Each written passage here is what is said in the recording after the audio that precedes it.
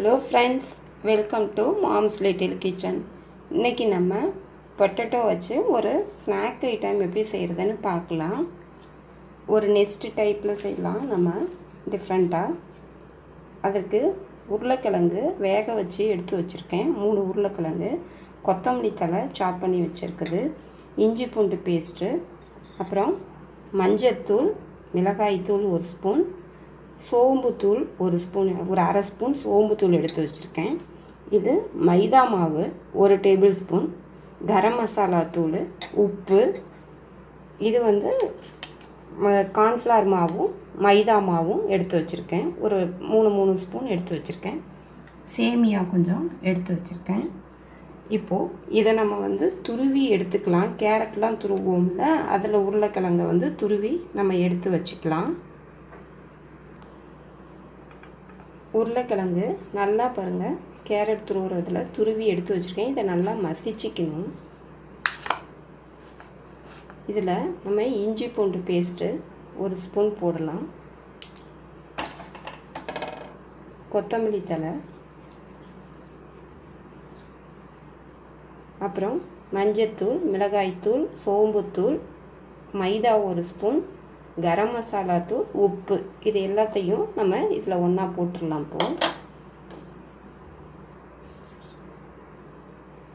எல்லா தூள் வகைகளையும் ஒன்றா போட்டுட்டு இதை நல்லா மிக்ஸ் பண்ணி எடுத்து வச்சுக்கலாம். இப்போது இதை எல்லாத்தையும் நல்லா மிக்ஸ் பண்ணி எடுத்து வச்சுக்கோங்க. இப்போது வேறு ஒரு பவுல் எடுத்துக்கோங்க. அதில் ஒரு 3 ஸ்பூன் அரிசி மாவு, 3 ஸ்பூன் மைதா மாவும் 3 ஸ்பூன் கார்ன்ஃப்ளவர் மாவு எடுத்து வச்சுருக்கேன். அதை போட்டுக்கலாம். மைதா மாவும் கார்ன்ஃப்ளவர் மாவும் போட்டிருக்கோம். அதில் உப்பு, அதுக்கு தேவையான அளவு கொஞ்சம் உப்பு போட்டுக்கலாம். உப்பு போட்டுட்டு தண்ணி கொஞ்சம் ஊற்றி இது கொஞ்சம் திக்காக கரைச்சி எடுத்துக்கலாம்.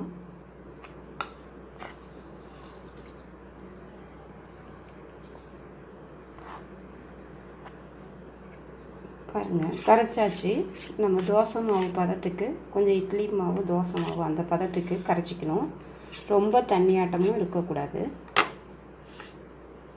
இந்த கன்சிஸ்டன்சி இருந்தால் போதும். இப்போது இந்த மாவில் ஒரு எலுமிச்சம்பழ அளவு எடுத்துக்கலாம். கொஞ்சம் பெருசாகவே எடுத்துக்கோங்க.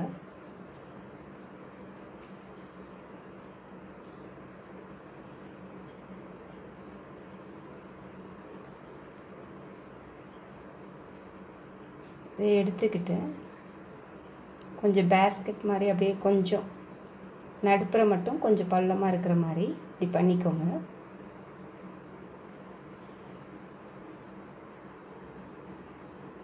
இதை நம்ம கரைச்சி வச்சுருக்கோம் இல்லையா, இதில் கொஞ்சமாக இப்படி முக்கி எடுத்துக்கோங்க.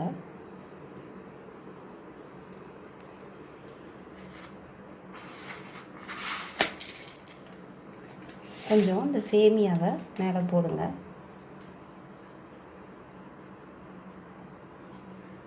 சேமியாவை ஈர கையோட போடாதீங்க.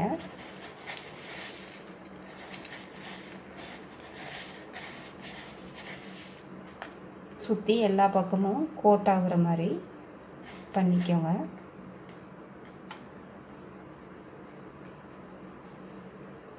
இப்படி பண்ணி இப்படி எடுத்து வச்சுக்கலாம் எல்லாத்தையும்.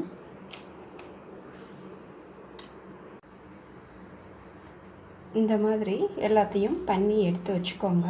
நடுப்புற மட்டும் கொஞ்சம் குழியாக இருக்கணும். அந்த மாதிரி நம்ம எல்லாத்தையும் இப்படி பண்ணி எடுத்து வச்சாச்சு. அரிசி மாவு ஒரு 5 டேபிள் ஸ்பூன் எடுத்து வச்சுருக்கேன். அதில் கொஞ்சமாக உப்பு சேர்த்துக்கோங்க. உப்பு சேர்த்துட்டு கொஞ்சம் வெதுவெதுப்பான தண்ணி விட்டு இதை கொழுக்கட்டைக்கு நம்ம இடியாப்பத்துக்கெலாம் செய்வோம்ல, அது மாதிரி மிக்ஸ் பண்ணி எடுத்து வச்சுக்கலாம். கொஞ்சம் கெட்டியாக இதை மிக்ஸ் பண்ணி எடுத்து வச்சுக்கலாம்.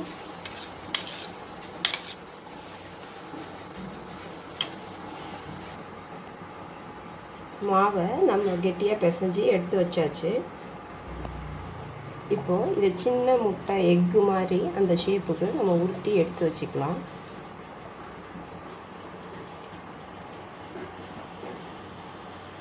எக்கு ஷேப்புக்கு இப்படி உருட்டி எடுத்து வச்சுக்கலாம்.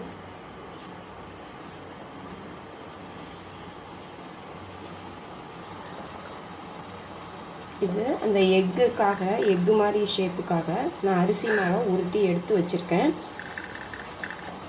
இந்த ஷேப்பில். இப்போது இதை தண்ணி நல்லா கொதிக்க வச்சுருக்கேன். கொதிக்கிற தண்ணியில் இதை ஒவ்வொன்றா போட்டுடலாம்.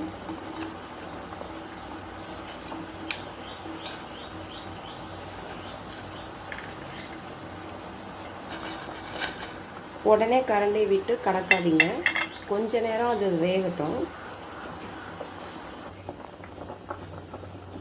இப்போது இது நல்லா வெந்துருச்சு.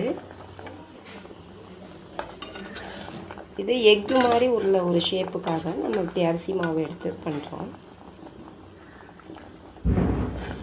இப்போது இது எல்லாத்தையும் தண்ணி இல்லாமல் வடித்து நம்ம எடுத்துடலாம். பாருங்கள், இப்போ இது எல்லாத்தையும் தனியாக எடுத்து வச்சாச்சு வேக வச்சு. இப்போது இங்கே இது எடுத்து வச்சுருக்கோம் இல்லையா, இது வந்து நடுப்புற குழியாக இருக்கணும் கொஞ்சம், அந்த மாதிரி பார்த்துக்கோங்க. இப்போது அடுப்பில் எண்ணெய் வச்சுருக்கோம். எண்ணெய் நல்லா சூடாகணும். எண்ணெய் சூடானதுக்கப்புறம் இதை ஒன்று ஒன்றா போட்டு பொரித்து எடுக்கலாம்.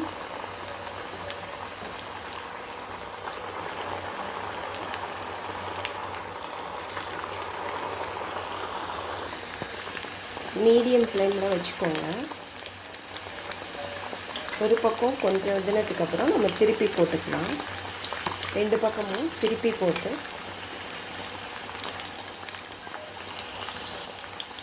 வெந்ததுக்கப்புறம் எடுக்கலாம்.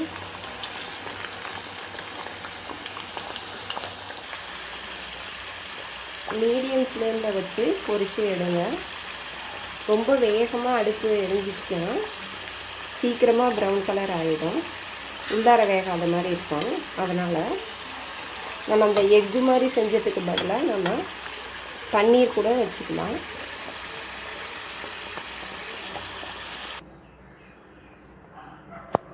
அவ்வளோதாங்க, இப்போ பொரிச்சு எடுத்தாச்சு. நம்மளோட பேர்ட்ஸ் நெஸ்ட் ரெடி ஆயிடுச்சு. இந்த பால்ஸ் வந்து நம்ம ரைஸ் ஃப்ளாரில் செஞ்சுருக்கேன். நீங்கள் பன்னீர் கூட வச்சுக்கலாம், எது வேணும்னாலும் உங்கள் ஆப்ஷன் தான், வச்சுக்கோங்க. நம்ம சேனலில் இப்போ தான் புதுசாக பார்க்குறவங்களா இருந்தால் சப்ஸ்கிரைப் பண்ணிக்கோங்க. கூடவே பக்கத்தில் இருக்க பெல் பட்டனையும் ப்ரெஸ் பண்ணிக்கோங்க. நீங்களும் ட்ரை பண்ணி பாருங்கள். தேங்க்யூ.